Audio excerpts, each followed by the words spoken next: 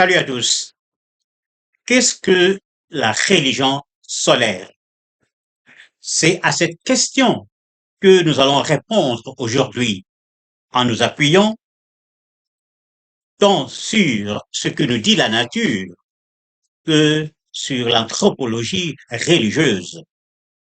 Notre réponse sera donc fruit d'une démonstration logique et des preuves fournies par les traditions spirituelles Congo et égyptiennes, telles que recueillies par les érudits. Bienvenue à la chaîne Nzilaloa du docteur Kiatizwa Lubandadio Luyaluka. Merci de nous suivre. N'oubliez pas de vous abonner et d'appuyer sur la cloche de notification pour ne pas rater nos vidéos. Le thème de notre conférence est qu'est-ce que la religion solaire? Mais avant de l'aborder, nous allons d'abord procéder aux introductions usuelles. C'est-à-dire, nous allons vous présenter le conférencier que je suis et son académie Ndilaloa. Nous établirons ensuite scientifiquement la notion de la nature solaire de la religion grâce à l'argument cosmologique kémétique, c'est-à-dire grâce à la théologie naturelle systématique, car cette dernière constitue le point fort et la particularité de la religion traditionnelle négro-africaine.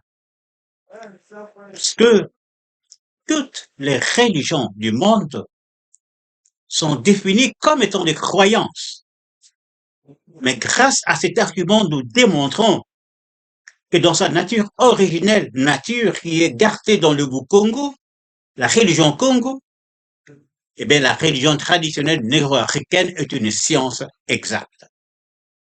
S'ensuivra ensuite le développement de notre thème. Je suis docteur Kiatizwa Lubandadio Luyaluka. Je suis détenteur d'un PhD Honor en théologie obtenu à Trinity Graduate School of Apologetics and Theology de Kerala en Inde.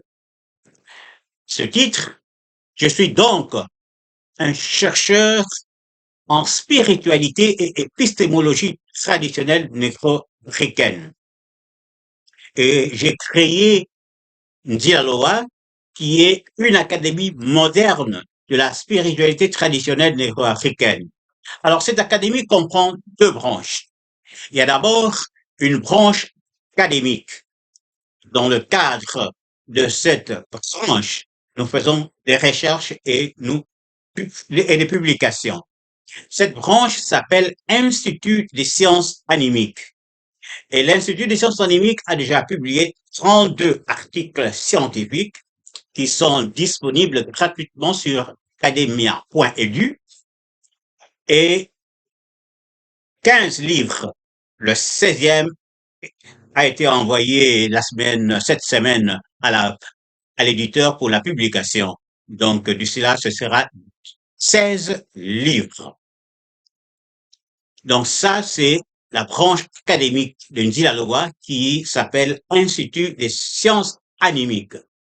Mais il y a aussi la branche initiatique où nous initions les Africains à la pratique divine de la spiritualité traditionnelle négro-africaine. Vous allez me dire, mais pourquoi il insiste sur pratique divine? Eh bien, très peu de gens savent que la spiritualité traditionnelle négro-africaine peut être vécue au niveau divin comme au niveau humain. La pratique divine vise à ce que l'initié redevienne un Osiris, un Malungila, un enfant du Très-Haut. Et ce, par la purification de la pensée et par le secours des ancêtres, tandis que la pratique humaine, qui est la pratique courante qu'on voit autour de nous, Vodou, Santeria, Palomote, Palomayombe, etc., etc. Cette pratique-là vise à organiser la société, élever la société et protéger la société grâce à l'usage des esprits de la nature. C'est donc deux pratiques différentes qu'il nous faut apprendre à distinguer.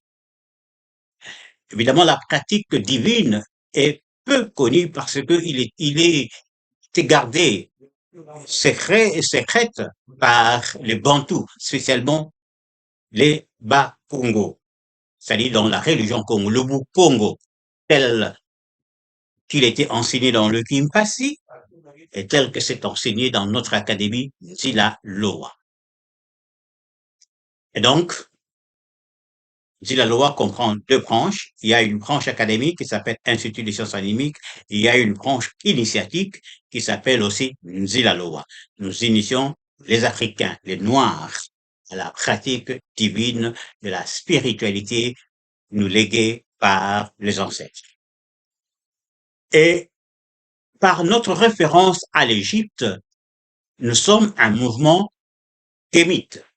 Mais notre kémitisme est différent du kémitisme traditionnel. Nous nous appelons, nous, des néo-kamites. Alors, quelle différence y a-t-il entre kamite traditionnel et néo-kamite? Le mouvement kamite traditionnel a commencé vers les années 1970.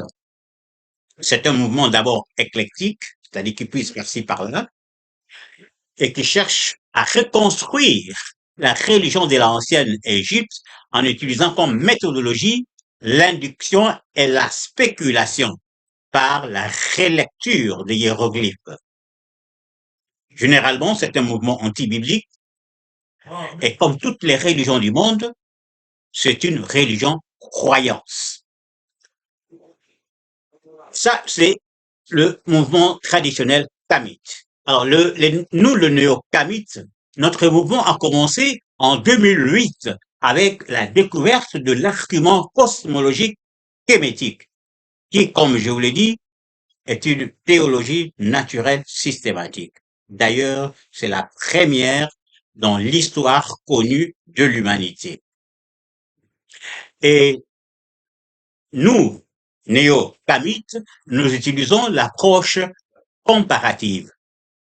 Nous établissons d'abord la religion solaire au moyen de la déduction, grâce à cet argument que j'ai appelé argument cosmologique kémétique, et une fois cette religion établie, nous faisons une étude comparative pour montrer que ça correspond exactement avec la religion de l'ancienne Égypte, avec la religion des Sumères, qui appartenait culturellement à l'Afrique, et avec la religion Congo, le Bukongo.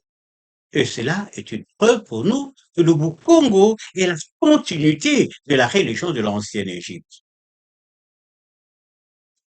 Et cette étude comparative nous permet d'arriver à la conclusion que la religion solaire, le Bukongo, est une science exacte.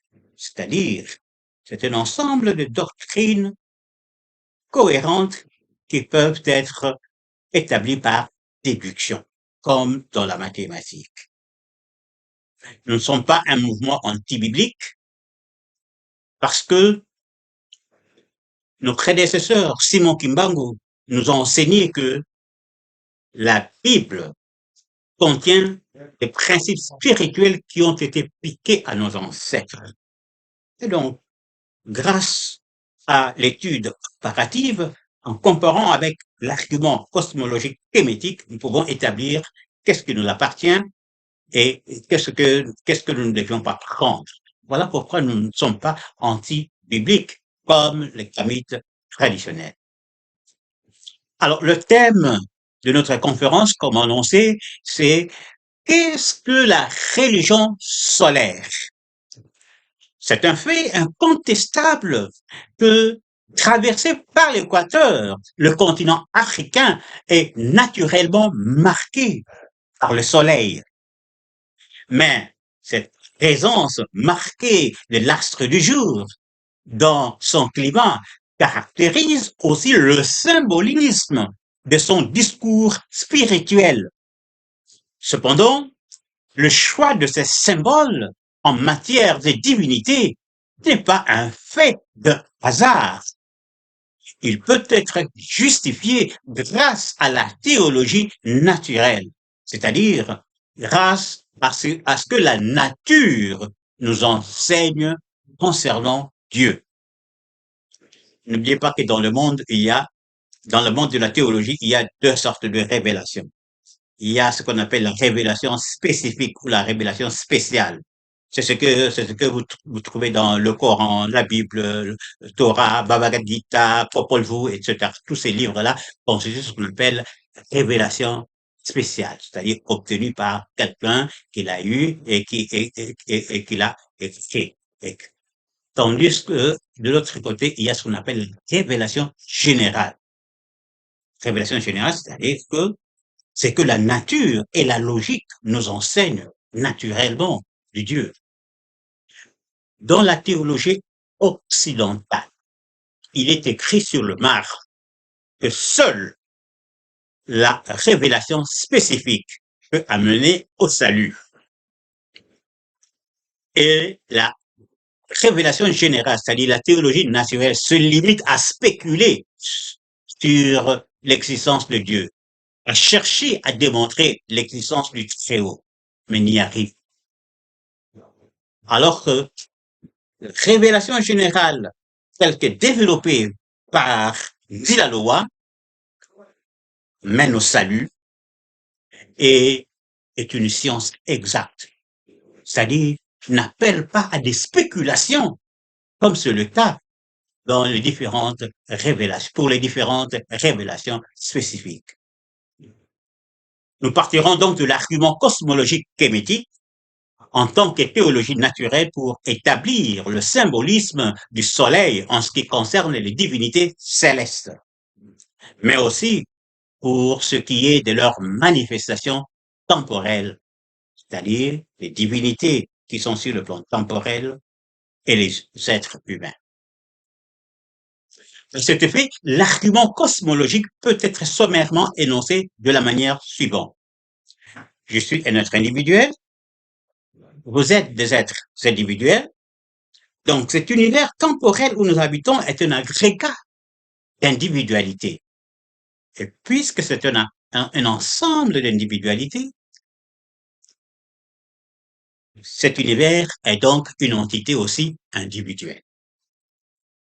Alors, étant une entité individuelle, étant un effet individuel, par la loi de la causalité qui exige d'un effet une cause adéquate et antérieure, cet univers ne peut être que le produit d'une cause individuelle. Univers individuel, cause individuelle. Mais cependant, la nature individuelle de cette cause appelle à l'esprit, dans l'infinitude des possibilités, l'existence d'autres causes. Ils peuvent déjà avoir créé leur univers comme ils peuvent aussi ne pas encore avoir créé leur univers. Donc nous avons des causes potentielles et des causes effectives. Alors ici, nous prenons une hypothèse qui n'est pas indispensable, mais une hypothèse dont la validité sera prouvée plus tard. Nous adoptons cette hypothèse pour le besoin de concision. Alors, l'hypothèse, c'est celle-ci. Chaque création se trouve dans sa cause. Chaque création se trouve dans son créateur. Et nous avions dit qu'il y a des créateurs potentiels et des créateurs effectifs. Maintenant, si nous considérons une entité qui inclut toutes les causes ou tous les créateurs potentiels et effectifs, nous avons là une entité qui est le plus grand être possible. Ben, pourquoi? Ben, parce que quelle que soit la création que vous allez vous imaginer, elle va se trouver par hypothèse dans son créateur. Et le créateur va se trouver dans cette entité. Et donc, on ne peut pas avoir quelque chose en dehors de cette entité. Cette entité est donc l'être suprême, le Très-Haut. Alors, de là, nous tirons quelques attributs du Très-Haut. Disons d'abord que le Très-Haut doit être indivisible et immuable. Parce que s'il était divisible, s'il était muable, il devrait y avoir un principe de sa mutabilité et de sa divisibilité. Et ce principe doit être plus grand que lui, c'est-à-dire plus grand que l'être le plus grand possible, ce qui est impossible. Donc le Très-Haut est absolument immuable et absolument indivisible. Nous vous ajoutons encore un autre attribut. Le Très-Haut est aussi transcendant. Transcendant, nous voulons dire non seulement qu'il est au-dessus de tout, mais qu'il ne connaît pas le mal. Parce que, en vertu de son indivisibilité absolue, en lui, connaître et être, c'est la même chose. Connaître et être sont inséparables. D'où ce que Dieu connaît, c'est ce qu'il est. Et ce qu'il est, c'est ce qu'il connaît. Si Dieu connaissait le mal, si le Très-Haut connaissait le mal, le Très-Haut serait infiniment bon et infiniment mauvais, ce qui est une aberration. Donc, nous retenons ces trois attributs. Le Très-Haut est transcendant, c'est-à-dire il ne connaît pas le mal, il est absolument indivisible et il est immuable, absolument immuable. Or, nous avons vu que chaque créateur manifeste une individualité qui est incluse dans le Très-Haut. Or, le Très-Haut est indivisible. Et donc, nous arrivons à la conclusion que chaque créateur ou chaque enfant du Très-Haut manifeste la totalité, la plénitude du Très-Haut, mais d'une façon unique. Eh bien, cette plénitude du Très-Haut, c'est ce que nous appelons en théologie naturelle le Logos. Le Logos, c'est la manifestation de la plénitude de Dieu en ses enfants. Et nous voyons ici aussi que le Très-Haut étant indivisible, le Très-Haut étant la somme totale de la réalité, parce qu'il ne peut pas y avoir une réalité en dehors du Très-Haut. S'il y avait une réalité en dehors du Très-Haut, cette réalité ajoutée à la réalité que constitue le Très-Haut aboutirait à une entité, à une réalité plus grande que le Très-Haut, ce qui est impossible. Et donc, toute réalité est dans le Très-Haut. Hors de lui, il n'y a pas d'autre réalité. Mettons, compte tenu de l'indivisibilité absolue du Très-Haut, le Très-Haut, le Créateur ou l'enfant du Très-Haut et le Logos sont un. Un dans la substance, un dans l'existence, un dans l'activité. C'est ce que nous appelons la Trinité solaire. C'est un peu, ça fonctionne un peu comme si vous étiez devant un miroir. Il y a vous, il y a le pouvoir de réflexion du miroir et il y a votre image dans le miroir. C'est vous qui agissez dans l'image grâce au pouvoir de réflexion du miroir. Quand l'image bouge, c'est vous qui bougez en elle. Ainsi, c'est Dieu qui agit en ses enfants par le Logos. Ici, laissez-moi poser une question. Où se trouve l'univers temporel par rapport au Très-Haut? Nous savons que ça se trouve dans le Créateur. Ça, c'est une hypothèse. Mais par rapport au Très-Haut, hein, ça ne peut pas se trouver dans le Très-Haut, sinon, au moment de la création, quelque chose de nouveau apparaîtrait en lui et le Très-Haut changerait. Or, il est absolument immuable. Deux, ça ne peut pas se trouver en dehors du Très-Haut, parce que si c'était le cas, ajouté au Très-Haut, il en résulterait une entité plus grande que le Très-Haut, ce qui est aussi impossible. Donc l'univers temporel ne se trouve ni dans le Très-Haut, ni hors du Très-Haut. Vous vous demandez, alors, qu'est-ce qu'il en est? Eh bien, c'est comme si je suis avec Monsieur X dans ce studio, et on me dit que Monsieur X a une voiture, et cette voiture ne se trouve ni dans ce studio, ni hors du studio. La réponse est très simple. Cette voiture se trouve dans sa pensée. Et donc, vous avez là la preuve que l'univers temporel se trouve dans la conscience temporelle du Créateur, ce qui est la preuve de la validité de notre hypothèse. Et cela implique que le monde visible n'est qu'une apparence du monde invisible. La réalité est de l'ordre du spirituel. Le matériel n'est qu'une perception limitée ou renversée du spirituel. Tout ceci, c'est le résultat de l'argument cosmologique en tant que déduction. Or, en épistémologie, lorsque vous avez une série, un ensemble de vérités obtenues par déduction et qui sont cohérentes, en l'occurrence c'est le cas ici parce que chaque vérité est tirée de la première par déduction, donc elles peuvent pas se contredire, eh bien, un tel ensemble s'appelle une science exacte. Donc, au jour d'aujourd'hui, les Africains doivent retenir qu'il y a deux sciences exactes. Il y a les mathématiques et il y a leur théologie naturelle systématique, c'est-à-dire leur religion est une science exacte. Nous avons appris de cet argument que le Très-Haut est lumière, car toute réalité et tout pouvoir sont en lui. Et la présence de son logos agissant en chaque enfant permet à cet enfant de cerner la réalité, de voir la réalité. Or, la lumière est simplement décrite par les lexicographes, par les dictionnaires, comme ce qui nous permet de voir. Et donc, Dieu, le Très-Haut, est lumière infinie. Nous avons aussi appris de l'argument cosmologique kémétique que le Très-Haut est absolument indivisible.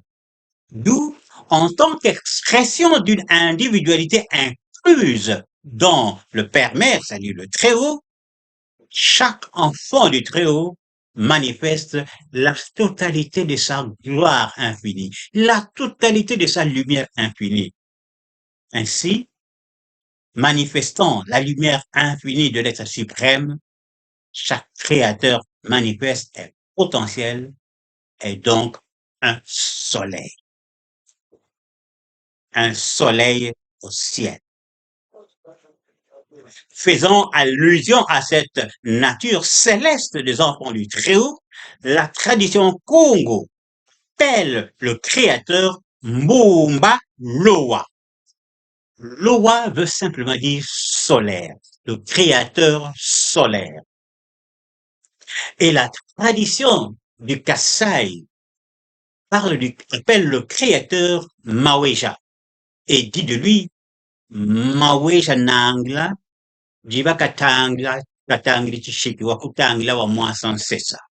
Cela veut dire que Maweja est un soleil qu'on ne peut pas fixer avec les yeux, sinon on risque d'être ébloui. Le qualificatif Loa veut donc dire soleil. Il est l'équivalent du qualificatif Ra, utilisé par les Égyptiens anciens, par les familles égyptiennes.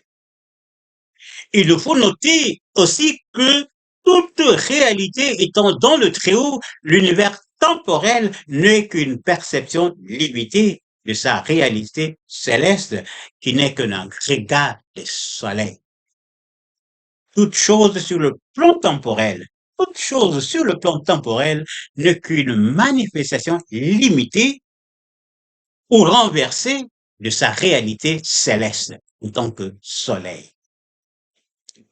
L'être humain est donc en réalité un soleil au ciel. Mais je vais revenir sur ça. Sur le plan du concept de l'être humain, ceci implique que pendant que vous et moi, nous semblons être des entités limitées, nous sommes maintenant même au ciel des soleils brillants. Quand je dis ciel, ne regardez pas en haut. Le ciel est un état de conscience qui est autour de nous, qui est partout. J'ai toujours donné un exemple très simple pour me faire comprendre à mes élèves. Je leur dis, prenez 2 stations de radio qui émettent au même endroit. Vous avez votre poste récepteur, vous tournez, vous captez la première station, vous tournez, vous captez la deuxième. Toutes ces 2 ondes se trouvent au même endroit, mais chaque station a sa longueur d'onde précise, d'où il n'y a pas de conclusion. C'est la même chose. Le ciel est ici. Le premier ciel, c'est ici. Le deuxième, le troisième, le septième ciel, tout est ici. Les ancêtres sont avec nous ici. Mais chacun évolue dans son état de conscience. Si par la purification, vous élevez votre pensée, vous pouvez voir les ancêtres cheminant avec vous. Il s'ensuit que puisque toute réalité est dans le Très-Haut, cet univers temporel n'est qu'un rêve. Un rêve duquel les ancêtres travaillent à nous sortir, conformément au plan des saluts du Mumbaloa, le créateur pour l'humanité. Alors maintenant, revenons à notre question. Qu'est-ce que la religion solaire? Eh bien, c'est une religion qui, dans sa haute pratique, aide l'être humain à retrouver progressivement l'expression de sa nature céleste en tant que soleil, en tant que Osiris, en tant qu'enfant du Très-Haut, en tant que Malungila, comme on le dit dans le Bukongo. Chacun de nous est en réalité un soleil. Laissez-moi vous donner ici un exemple de la manière dont un jeune homme a appliqué cette vérité. Il était un étudiant moyen, étudiant dans les sciences du pétrole, de l'exploitation pétrolière. Et il s'est fait initier dans Dilaloa, notre académie, nous avons dit que nous initions les Africains à la pratique divine de la spiritualité nous léguée par nos ancêtres. Et là, il a appris qu'il est en réalité un soleil brillant.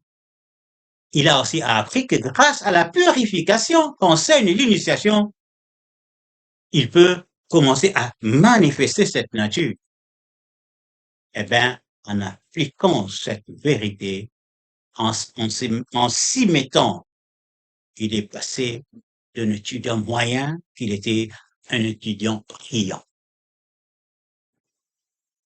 Laissez-moi ici vous rappeler qu'il y a un cours sur l'introduction au Bukongo que nous organisons au mois de février, le 18 février. Ceux qui ne se sont pas encore inscrits, nous leur demandons de s'inscrire. Nous allons vous donner les détails dans la description qui sera mise sur notre page YouTube. Revenant à notre conférence, je vous dirais que le livre de mort égyptien nous rappelle cette doctrine solaire de l'illumination de l'être humain en soulignant que nous ne pouvons redevenir des Osiris manifestes que grâce à la purification de notre pensée et au secours des ancêtres saints. De l'autre côté, le mythe de Maungu qu'on trouve chez les Bakongo, dans le Bukongo, eh bien, ce grand enseignement du Bukongo nous apprend que c'est suite à son propre mauvais usage de son libre arbitre que l'être humain a perdu la manifestation de sa nature céleste en tant que soleil. Ce n'est pas suite à un péché originel de Adam et Ève, non. Chacun de nous est responsable de sa présence dans ce rêve. Notre terme, c'est le propre péché originel de chacun de nous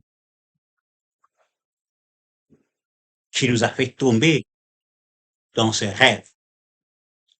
Pour ce qui est de notre salut, le mythe de Maungu corrobore le livre de mort égyptien en soulignant que les moyens humains ne peuvent pas nous amener à retrouver notre nature d'Osiris.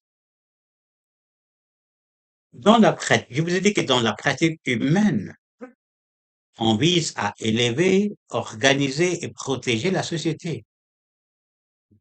Cette pratique n'est pas destinée à vous aider à redevenir un Osiris.